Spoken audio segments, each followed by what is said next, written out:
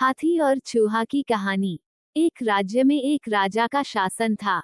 हर सप्ताह पूरी शानो शौकत से नगर में उसका जुलूस निकला करता था, जहां प्रजा उसके दर्शन किया करती थी। एक दिन एक नन्हा चूहा उसी राजमार्ग के किनारे किनारे कहीं जा रहा था, जहां राजा का जुलूस निकलने वाला था।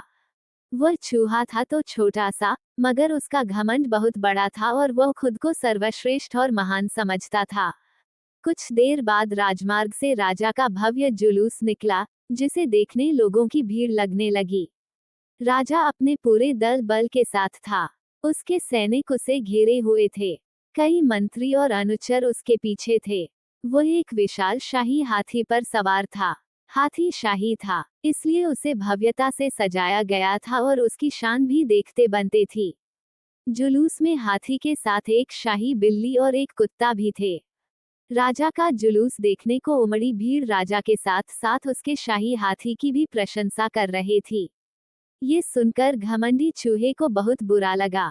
वह हाथी को गौर से देखने लगा, फिर सोचने लगा, इसमें ऐसी क्या खास बात है जो मुझ में नहीं। मैं भी उस जैसा ही हूँ। मेरे पास भी 2 आंखें, 2 कान, 1 नाक और 4 पैर हैं। फिर उसकी इतनी प्रशंसा क्यों? उसके विशाल शरीर के कारण, लंबी सूंड के कारण, छोटी छोटी आंखों के कारण या झुर्रीदार चमड़ी के कारण? किस कारण? एक बार तुम लोग मुझे देख लो, उस हाथी को भूल जाओगे। मैं हाथी से ज्यादा महान हूँ। चूहा ये सब सोच ही रहा था कि शाही बिल्ली की नजर उस पर पड़ गई और उसकी लार टपक गई। जुलूस छोड़ वो उसकी ओर लपकी। फिर क्या था? चूहा अपनी सारी महानता भूलकर दुम दबाकर भागा। भागते भागते वह हाथी के सामने आ गया। आगे बढ़ते हाथी ने उस पिद्दी से चूहे को देखा तक नहीं और अपना विशाल पैर उठा लिया। चूहा उसके पैर के नीचे कुचलने ही वाला था, मगर किसी तरह उसने खुद को बचाया। वहां से बचा तो खतरनाक कुत्ता सामने था, जो उसे देखकर गुर्राया।